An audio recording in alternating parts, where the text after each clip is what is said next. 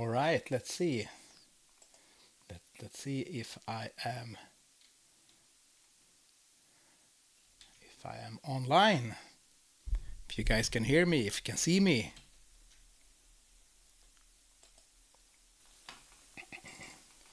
All right, let's see. All right, so I'm gonna have to post this on my Facebook.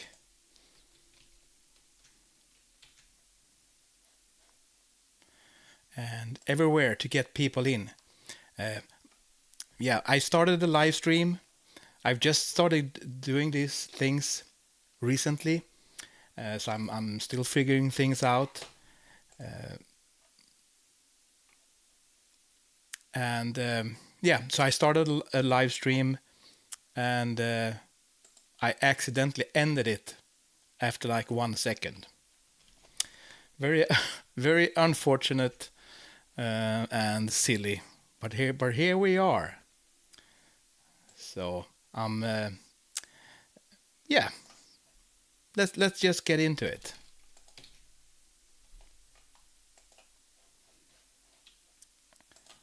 How are you guys doing?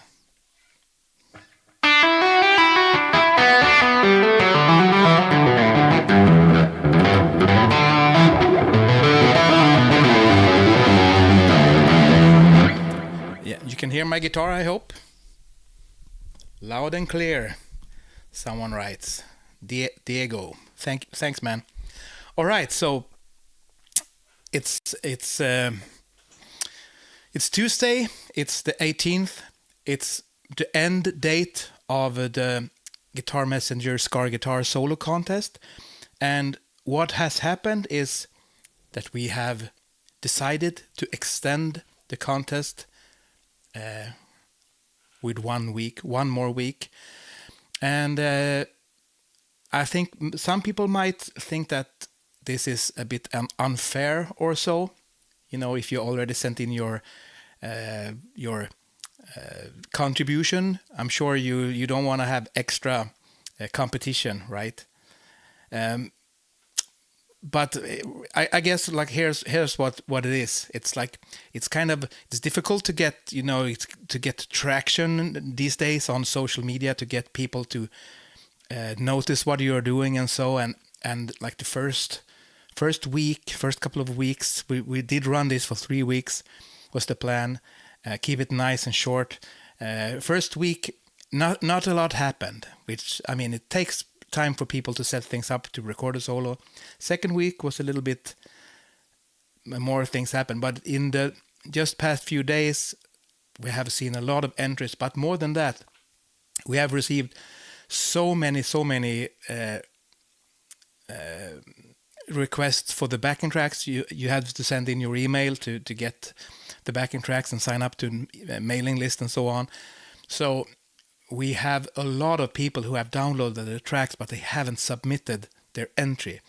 So I feel like it seems to me that people discovered this contest relatively recently, and a lot of people seem to not have been able to do their thing and join the contest. And I mean, it's only one person who's gonna win the big main prize, right? But there's just like a lot of us that want to get in on these things, and yeah, I just want for as many as possible to be able to get in on this, and we've had a really good turnout so far.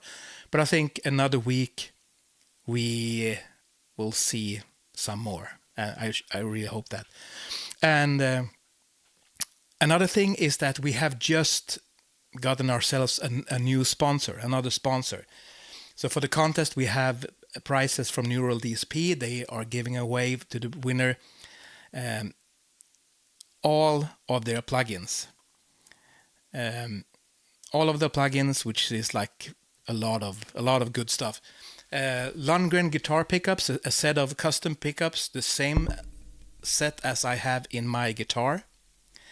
The Modern Vintage, which is a custom version of his Modern Vintage pickup.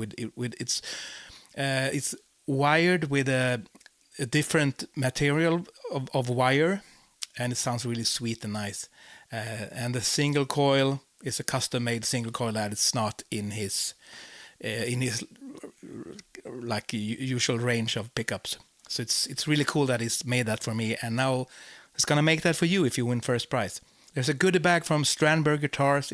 They're not giving away a guitar because they are involved in so many competitions lately and giveaways and stuff. So we chose to only go with a smaller thing and let the other sponsors shine. You know, there's for the first prize there's a little Skype or Zoom hang with me where we can do a lesson or we can talk about stuff, or you give me a lesson. Whatever, and there's you get a T-shirt from Symmetry and a vinyl. So yeah, all good stuff. So, and yes, our new sponsor, I almost forgot. We are getting a Pathos. Is that how you pronounce it? Pathos distortion pedal from Abasi Concepts. Mr. Tosin Abasi is sending one of his beautiful distortion pedals that we're gonna give to the winner of the entire contest. And I have only tried this pedal briefly when I jammed on Tosin's rig a couple of years ago at the NAMM convention. So I haven't had that much playtime, but it seems like a really like a workhorse of a distortion pedal. It's got all of the buttons and bells and whistles and everything you need. I would assume he's a brilliant guitar player and always has excellent tone. Yeah, so we got Abasi in on this, which is exciting and awesome. So yeah, so contest goes for another week, and if you have already submitted an entry and you're feeling a little bit unsure, you know, like maybe you've seen some other entries that have been awesome, and you could always like, I suppose, I don't think we have set a limit that you cannot do another one or do another track or so. We're gonna watch it all, so don't worry about that.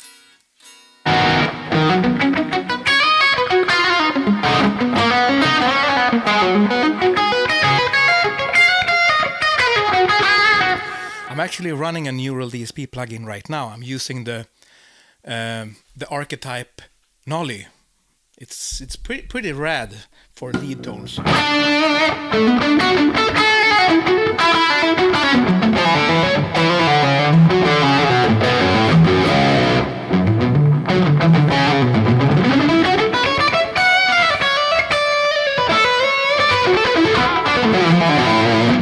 So I think I'm gonna do as I have done on all these live streams lately. I'm gonna actually jam a little bit on the tracks, and then I'm gonna take some questions, whatever you want to talk about. We can do that, but I would really like to start by jamming, and I'm gonna start with Chrono Nautilus.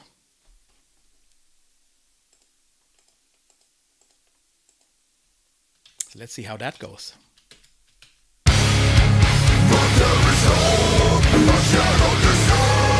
C-sharp minor.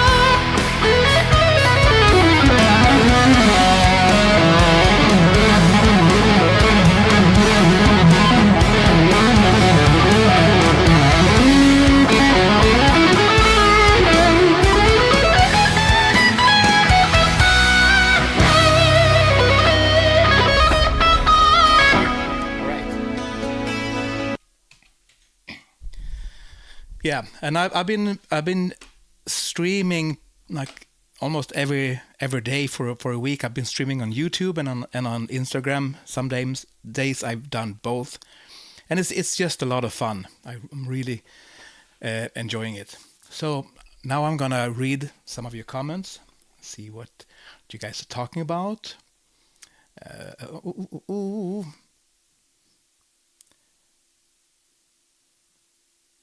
Tommy, you haven't recorded yours yet.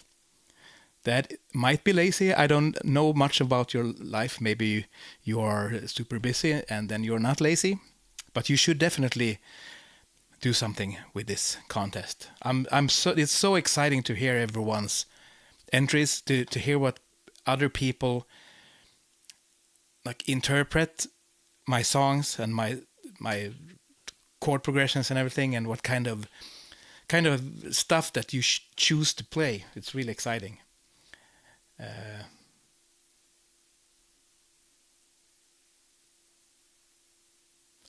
Let's see. Yes. The more the merrier. I agree. When you recorded the solos for the album, did you do multiple improv takes and stitch them together or something different? When I record solos, I used to like loop the track and then improvise to see what kind of ideas just spontaneously pop out. I don't usually, or pretty much never, do I record multiple takes and stitch them together. I just jam until I'm coming up with an idea that excites me. And once I have that idea and I record it, I like record everything. And if I did something that felt exciting, I might keep it. Or if it was like a shitty take, I might just learn it and then play it again, but play it better. Or there might be, most of it is pretty good, but the ending is bad, and then I'll punch in something. And sometimes a solo can be made up from several like snippets of improvisation, where I sort of start at the end at the start of the solo, improvise for a bit. Sometimes it might be like a couple of seconds. Sometimes, almost the entire thing, and then I punch in the next thing and I keep going. And sometimes I want to be more elaborate with some, especially some of the more technical and shreddy things. And if the chord progression is tricky, I might want to really consider what kind of choices in scales and arpeggios and so on that I want to use. So that that I'm like milking the most out of the chord progression. And speaking of chord progressions, I'm gonna jam over the Digifrenia Dawn. This one has got a lot of chords. So and sometimes the chord progression can be busy, but it might not be appropriate to do so many weird things over it. This Digifrenia Dawn sits a little bit in the middle because there are things I can do that I can, but it's not like I can do really outside stuff because I don't think it's appropriate for the part. But I'm gonna improvise over it and see where I can go with it. I'm gonna start out really simple and then go towards the extremes of what I would do, which might not be very extreme, but anyway. Let's check it out. Digifrenia Dawn, I love this one.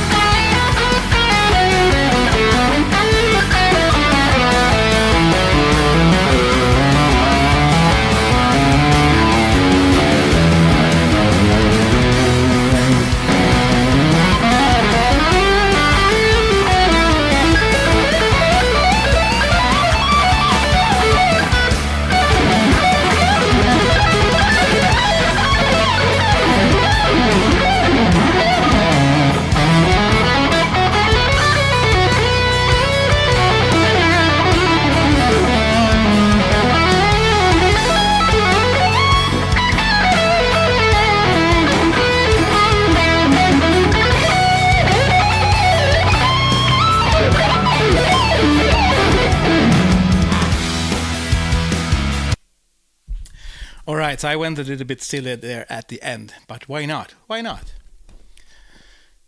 So, who are my influences?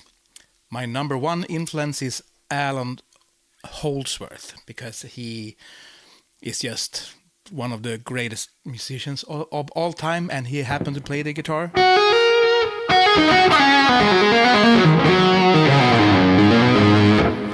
And he was a master of playing over changes, right? Over chord progressions, tricky ones, and yeah, just amazing player. And there are many other players. It's hard to think of them all, because I would hate to exclude someone important. Like Yngwie was an important one when I was like a kid. Like all the melodic minor madness. I really love that. Who else? Mark Knopfler is a guy I don't talk about a lot. But I used to listen like a lot to Dire Straits in like the late 80s.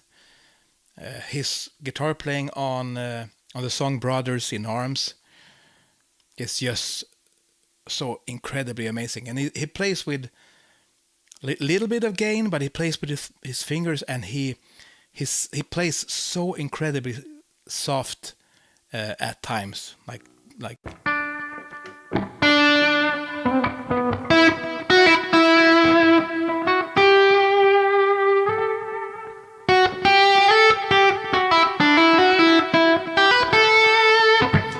And yeah, just an absolutely incredible song. And many more. All the Shrapnel guys, like all the shred guitar players of the 80s. I was into a lot of that. Marty Friedman, Jason Becker, Greg Howe, Michael E. Firkins, oh my god.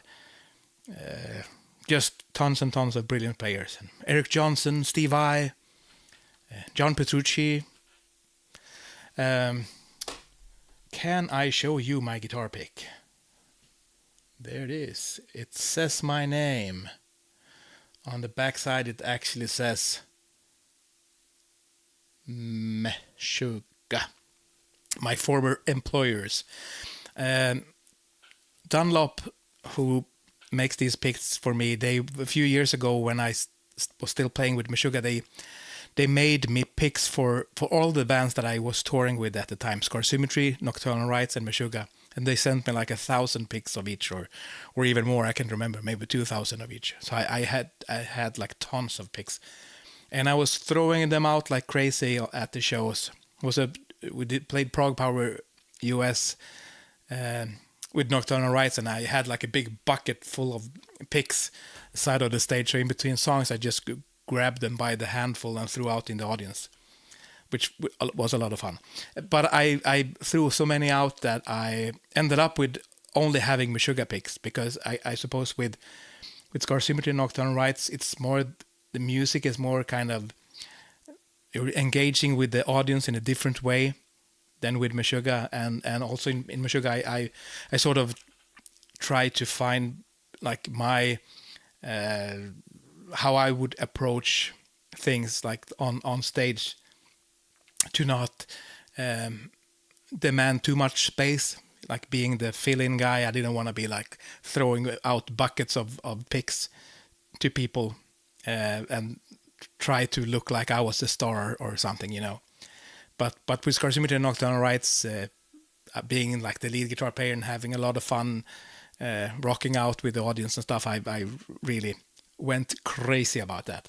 So I only have like Meshuggah picks left, so I'm gonna call up Dunlop one of these days and be like, hey guys, can you make me 1,000 more picks, but now Symmetry only, because that's the only band I tour with in this day and age. So yes.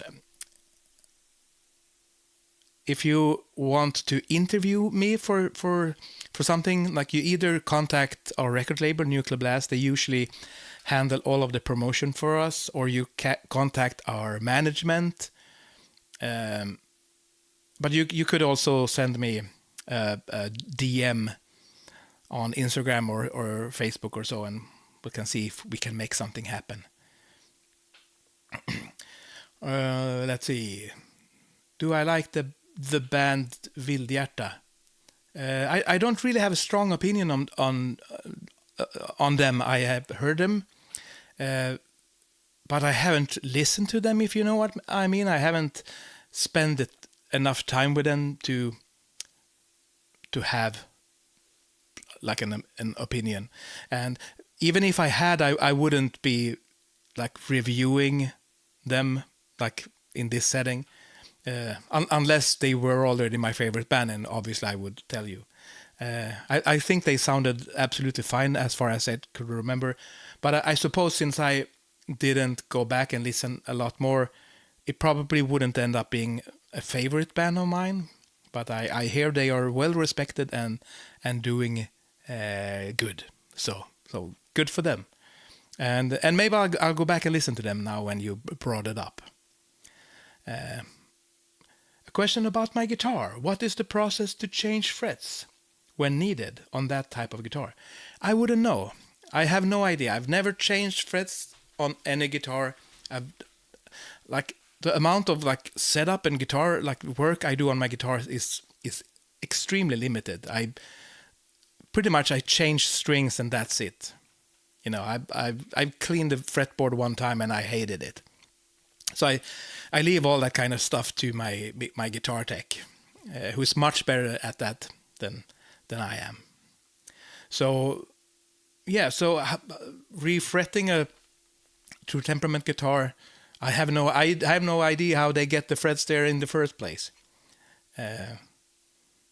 I've had my true temperament Strandbergs for some of them I've had for 10 years now, and they don't seem to need a refretting yet, at least.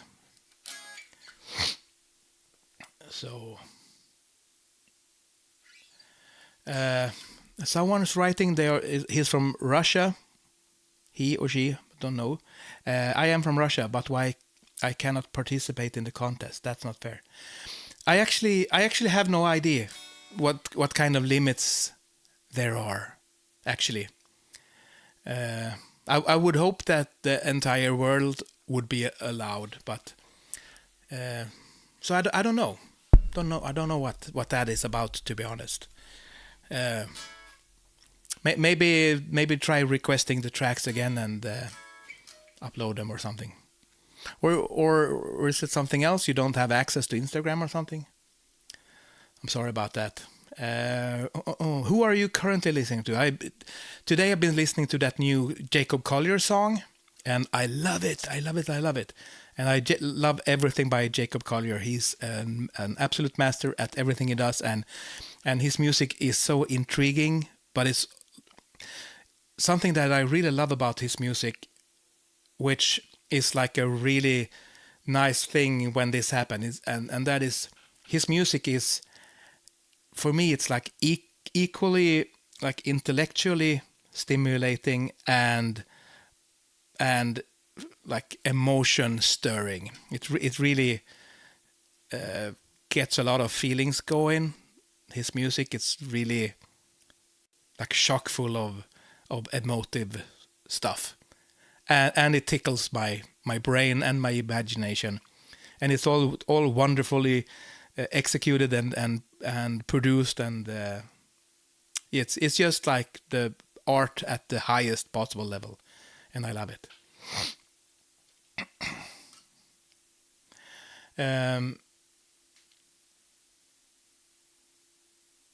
Yeah, my buddy Thomas writes, True Temperament have a custom shop now, so you can ship the guitar to them if you need any work to be done. So yeah, they've built a state-of-the-art production facility in Sweden where they can do a lot of stuff, and I've heard they have many plans for the future what they can do, and in terms of like a custom jobs and stuff. So we'll see about that. I haven't recorded my guitar parts for the next Kaipa album. I think that Hans, the keyboard player, who was the band boss, he has written the album, and I think he started recording some of the stuff. And I'll get the tracks when I get the tracks, whenever he's ready.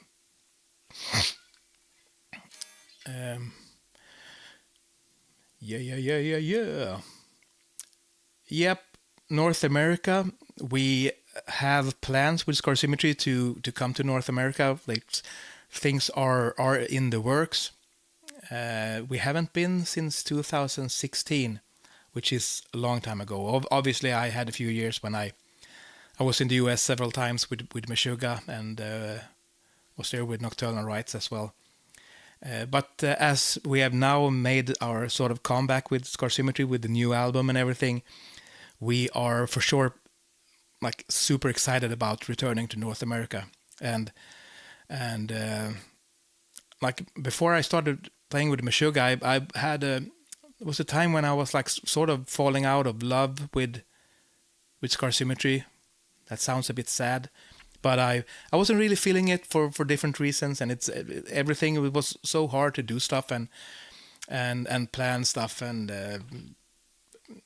now I and the band were in a much better place where it's so much easier to do stuff, and we have a new management, and we have a new record deal, and we have new booking partners, and so on. So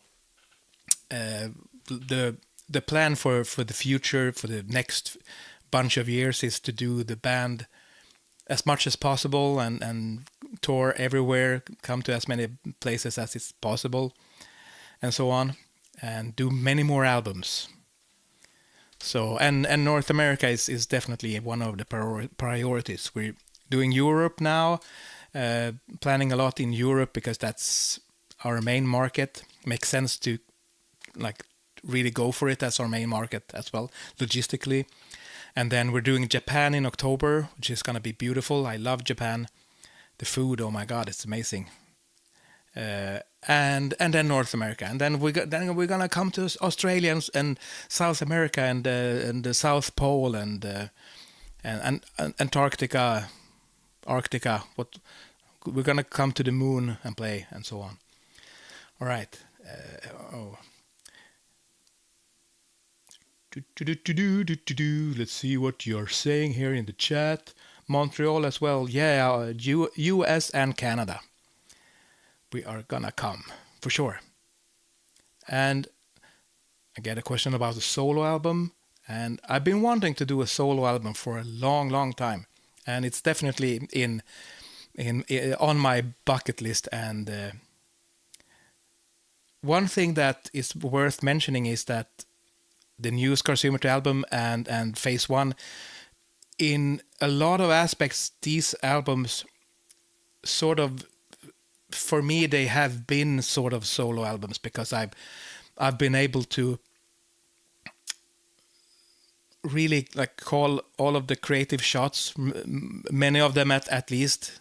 Like the other guys have input for sure whenever they feel like it, but I got to write all of the music, like play bass, keyboards, rhythm guitars, all the leads on Phase 1, and I shared the lead spot with Benjamin on Phase 2, but I wrote and played everything else, and Henrik wrote the lyrics. So these albums, for me, it's almost like even we are a band, and we got a band vibe and everything, but there in one sense those are also feeling a bit like solo albums, and I got to express so much of what I wanted to do through those albums,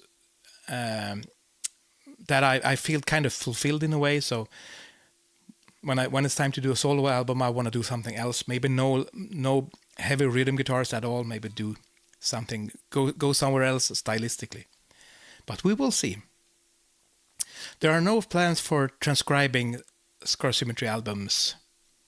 I get many requests for it. I just have so much stuff to do, and it doesn't strike me as something that I would enjoy very much, even if I would have help from someone else who could transcribe it. I know like Sheet Happens, they have like amazing transcribers they work with, that I actually have been talking to, but I would still need to go through everything to make sure everything is right. So it's and yet it doesn't spark joy. So there's that. But maybe someday. What do I think about Svavelvinter? It's one of our Symmetry's previous vocalist Christian's projects. I'm not sure I've heard them, but like usually his bands and projects are really good. Like the stuff I've heard of his outside of Symmetry has been ranging from like really great to super amazing. So if it sits in that range, I'm sure it's really good. For me, out of his projects, I think Miseration was my favorite. They really enjoyed listening to them, but I haven't really listened to them in a long time. But yeah, Christian, he seems to be keeping himself occupied with plenty of releases, which is cool. So let me see now. I'm coming to Finland with Symmetry on Saturday. We're playing at John Smith. It's going to be a lot of fun playing. I think our set is an hour long, so it's not quite a headline set, but it's a pretty big, pretty nice set. And I actually kind of like playing that length because you still have energy for the entire thing. And yeah, it's just very enjoyable. And we play reasonably early, so we can get off and have done our work, and then we can go off and get some nice dinner, maybe some Finnish beers and some Finnish schnapps and some Finnish vodka, talk to some Finnish people. I would like that very much. What is my favorite Holdsworth song? I don't really have a favorite because there are so many that are awesome.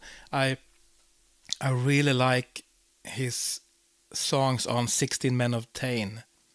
It's so incredible. I also really like Secrets. That album, Secrets and 16 Men of Tain, are probably my favorite Holdsworth solo albums, and some of those songs are just incredibly beautiful. All right, next question. How difficult is it to juggle requests for bookings, touring with family obligations? Yeah, I've got a kid at home. He's recently turned 4, and I haven't done any heavy touring since he was born. When he was just a few weeks old, I went on tour with Meshuggah. We were away for 3 weeks, and that was pretty brutal because he was 6 weeks when I left, and he was 9 when I got back home. So he was like twice the size. You know, kids at that early stage of development, they grow like almost exponentially. So that was hard, but then I haven't really done anything too long. I've been away for like 5 or 6 nights at the most,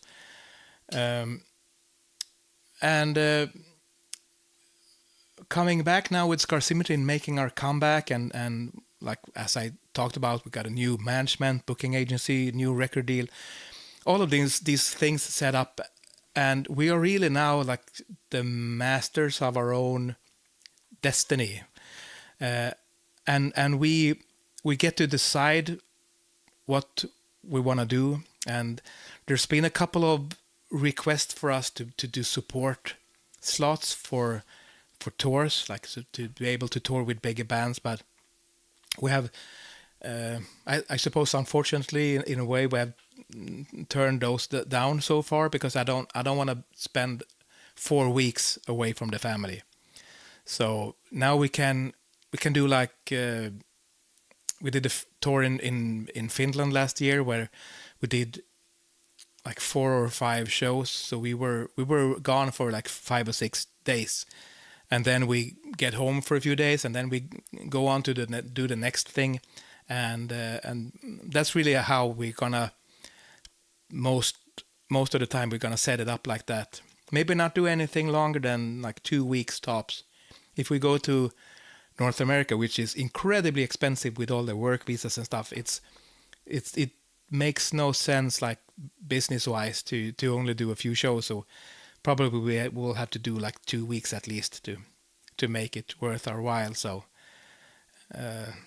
but other than that, we're gonna keep it nice and short and do several, like do more things. So but when I'm at home, like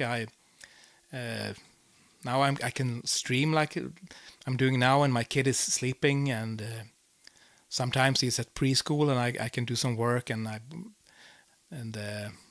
it's quite hand what do you say? It's quite manageable actually. So I'm happy about that. So yeah, let's see. Feels like Symmetry sadly won't ever make it up to radio, which is a shame. Would you rather keep loyal fans pushing the way it is, or trade that for mainstream crap? I mean, I've never really thought too much about what kind of radio coverage and stuff that we get, because the kind of music that we play isn't meant for mainstream radio and TV and so on. And it feels like to be able to compete with that, we would need to change so much that it wouldn't make any sense. And I've never been interested in that. And I think there's the space that we are like working in. I think that's enough for us. I think I think there's I feel like we've been pretty successful, even though we're still a pretty small band. I'm very happy where we are at this point. So no, there's no reason for us to trade anything for going mainstream to, and I suppose like the big thing about that is that it's not so much if we would go for more of a mainstream sound. It's what would suck would be if we did something that we didn't want to do, something that wasn't authentic. Like if I had like an authentic like urge and for making something more mainstream. I'm not really even sure what that would be. What's mainstream? Five Finger Death Punch, perhaps. That's like the closest thing to what we do that would be considered more mainstream. And I enjoy a fair bit of their music, and my buddy Andy is playing lead guitar for them nowadays. So they got some cool stuff going, but yeah, I think we're gonna stick to being what we are and explore what we do in different directions, just like we did with our new album Phase 2 Cenotaph, where we have on a lot of songs we have stretched out in more of the heavy and brutal death metal-y area, like that part of our style. So we might do an album where we like are less progressive and more melodic or something, compared to what we do, but it would still be very recognizably us, I suppose. So yeah. Someone would like to see me playing keyboard on my next stream. I actually was thinking about that, because I've been doing these live streams talking about the solo contest, and I've been playing all over the tracks, and I've been playing electric guitar with distortion, and I've been playing acoustic guitar, and I've been playing electric guitar through a MIDI synth thing with a synth tone. So the next step would be to actually play on a keyboard. The thing is that I can play a little bit of keyboard, I can find myself my way around, and I understand the layout of the key, like of the keyboard, and I could probably make some music happen. But my to play in real time with my like poor keyboard technique, it would, yeah, it might be more funny than anything else. So maybe not, but maybe we'll see. Do a solo project with Christian, my former vocalist. That seems unlikely because I haven't been in touch with him since we parted ways in Symmetry, and that just seems like there are some old wounds there. I can say, like, that doesn't bother me today, but we didn't like part ways as friends too much, I suppose.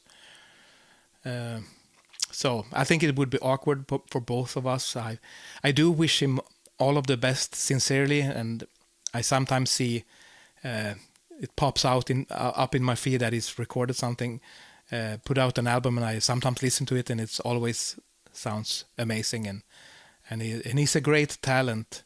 So yeah, I'm happy for any success that he has. I just don't think we should cross streams again in that way. So yes. Let's see what we got. I think I'm gonna jam a little bit more.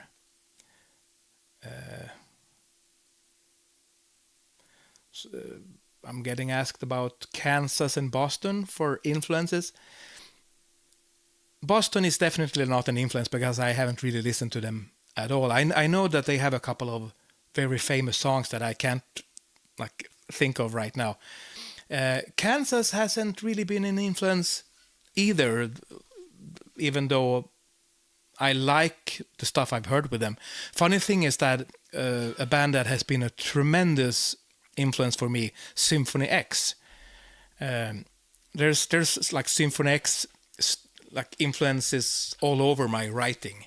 Not so much my actual like solo playing, but in my riffs and my songwriting and kind of the way I want to use harmony sometimes, because they are like harmony, like in the kind of chord progressions they use, they are like absolute masters of that, and they a lot of the times they have such interesting chord progressions, and then they put amazing vocal melodies on top, and they have Russell Allen who sings like a beast, and it's just one of my favorite bands. And then I've been listening to them since like the mid-90s or so when they like started out. But then a few years ago I went back and listened to a lot of Kansas, because I had heard like their hit songs, and I always loved those. So I went back to their back like catalog and listened to a lot of stuff, and they have tons of amazing music. And then when I was listening to them, I started feeling like, holy shit, Symphony X must for sure have spent a lot of time listening to Kansas, because I just heard Kansas all over Symphony X suddenly. There's even one Symphony X song where they have like almost like stolen a Kansas part. I don't think it's like lawsuit eligible, but it's so incredibly like similar in a way. But that's cool, and that happens, and I've been pretty close to theft a few times myself, I suppose, without even knowing it or thinking about it. But as long as you don't have lawyers contacting you and everyone's happy, then that's fine. So Kansas might very well become an influence. So, are there any unconventional instruments you want to learn, like the hurdy-gurdy or accordion? No, I suppose not. Not really. At least not in the past. I've always been a huge fan of keyboards and synths. I like want my guitar to sound like a synth. And now there's plugins and pedals that make it sound like a synth with like reasonable latency, and I love that. Um, so, but for other instruments, I'm not so sure. I bought a lap steel some years ago that I played quite a bit. It's a stringed instrument, so it's kind of close to a guitar in a way. I've been really intrigued by the harpeggi. If you have seen that, Jacob Collier plays on harpeggi. Of course he does, because he plays everything, and it's like a bunch of strings with frets, and you play it this way. Look it up. I'm failing at describing it, but it's super expensive. Expensive. I knew a guy who had one, but he sold it before I could try it. So maybe at some point, if I have some extra money, like $5,000 or something, that's expensive, then I'll might buy me one. Let's see. Yeah. Someone points out that Christian, our former vocalist, is a doctor. I don't think it's a doctor, or maybe he is. Maybe when he was in the band, he was studying to be a nurse, which I think he completed before we parted ways. And so last thing I heard, he was working as a nurse. Maybe he has upgraded himself. I wouldn't be surprised. Who am I in my routine life? I nowadays I've got my hands pretty full with my guitar, but in my earlier years, I was working in elder care. I wasn't a nurse. I didn't get the university education for it. I was just uneducated, healthcare staff, where you do the more simple tasks. I did that's the gig I've done the most as an adult, where in nursing homes and in home care, as a home care person, and I really enjoyed it. I went around in a car and went to old people's homes and was like, "Hey, here's your evening medicine, and here's some food and a cup of coffee, and I'm gonna make your bed," and stuff like that. And I really enjoyed it, even though it didn't pay well, but there's something about it that is good for your soul or something. Per Nilsson plus Jem Godfrey needs to happen. Yeah, I think Jem Godfrey is an absolute master on keyboards.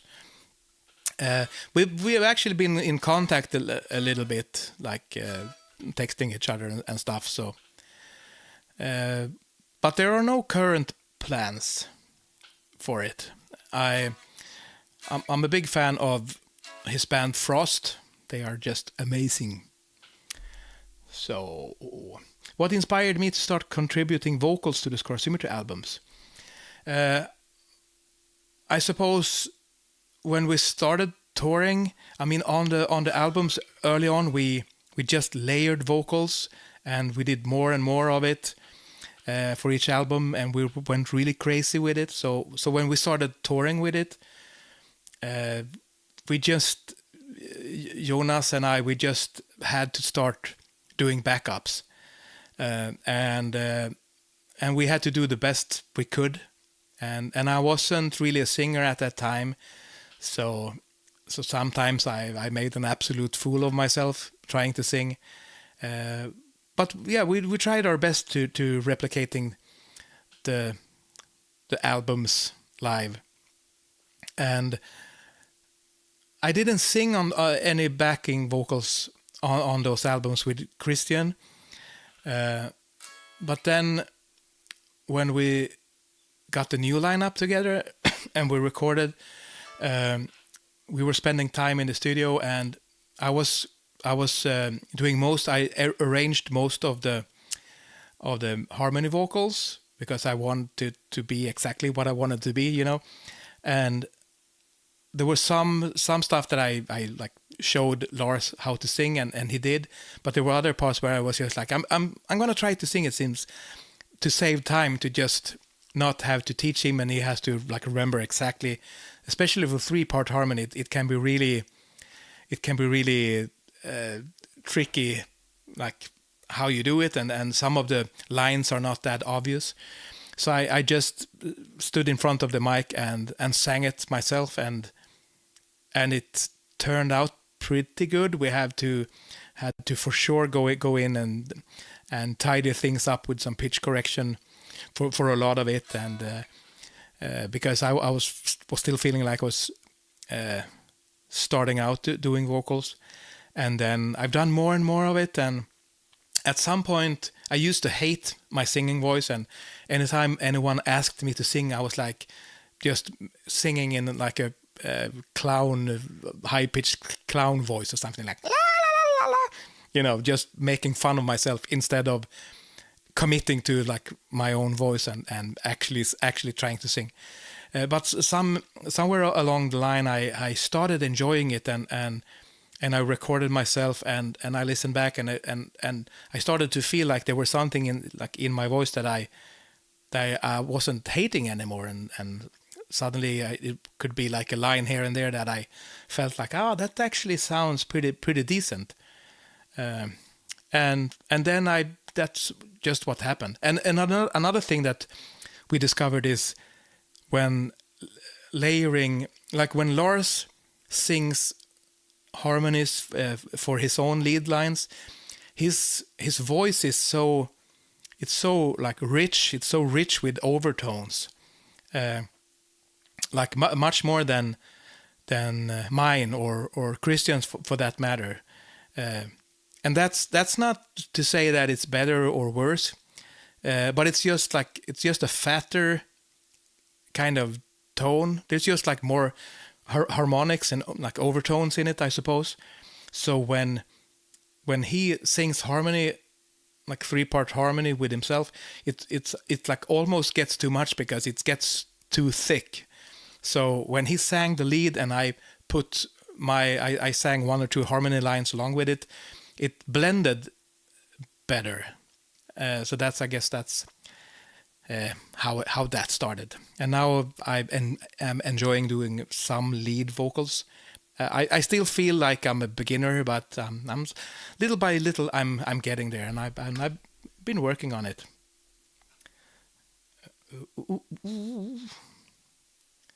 What inspired you to contribute to vocals? That was what I was just talking about. But do you see yourself as trying to experiment more in future Symmetry projects? I hope so. I hope I want to experiment, because I don't want to do the same thing again. And I have some ideas for the next album to do some things that aren't too far-fetched or too far out at all, actually. But it's just some new takes on what we do that could possibly even surprise people. So then I can't say too much more about it, because then it's not going to be a surprise. Any interest in black metal? Not a lot, actually. Not in like the kind of really raw and harsh black metal. I've liked a lot of like Dimmu Borgir, but that's kind of posh, well produced, kind of nice sounding black metal, and I like that. Per Nilsson plus Henrik Linder. Yes, that's a sort of specific statement. That's not a question, but I roll with it. Yeah, I played with if you know Henrik from who plays bass with Dirty Loops. We've jammed a bunch of times in the last like a year or so, and I just love playing with him. He's such an imaginative bass player, and we did a show pretty recently with an Icelandic vocalist named Stina Augustdottir, who's become a friend the past year. And we did a show with her where we play her like jazz pop style songs. And it was me on guitar, Henrik on bass, and a guy called Rasmus Blixt on drums. I think it's got another surname. I can't recall. But anyway, and we played those songs and we like improvised everything. I mean, there were songs and there were chord progressions and there were some rules to it, but we also just went with wherever the songs went. And that was really interesting. And Henrik loves to play a lot of chords on the bass, and we didn't have a keyboard player, so it was just a constant like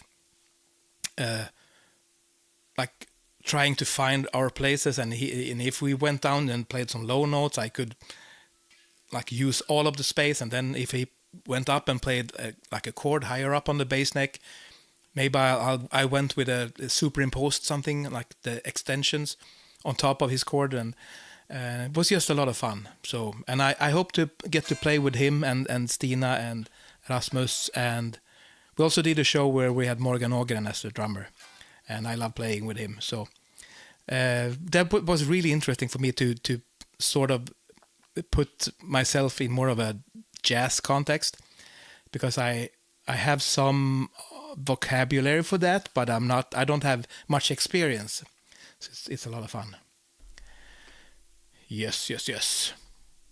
Let me jam for a bit. I'm gonna jam. I'm gonna do Scorched Quadrant. And I dig this one. It goes from B major to B minor and back again. And there's a lot of cool things I can do with it. And I'm gonna try my best. All right.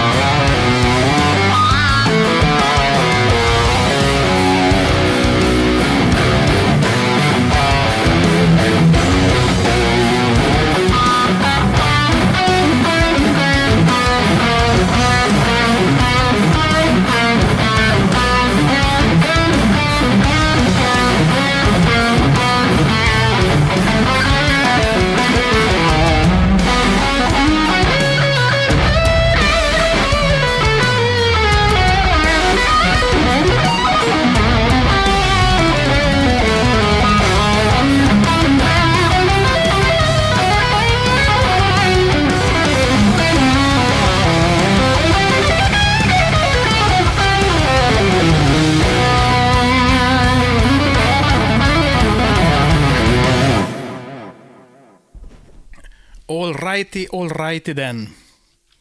I think that's gonna do it for tonight. This has been a lot of fun. I think we went over an hour. And yeah, and this video is gonna be up on my YouTube. If you go to the live tab, and you can find this if you wanna go back and listen to all of this rambling again. Probably you don't want to do that, but anyways, thank you very much for all of your kind words. You've been great. And sorry, I don't have time for more questions, but join me on the next live stream, whenever that's gonna be. I'm really enjoying doing this, so I'm gonna do many more. So hope to see you next time. Thank you very much. Hugs and kisses. You have been beautiful. I have been Per Nilsson. See you on the next one. Hugs and kisses. Cheers.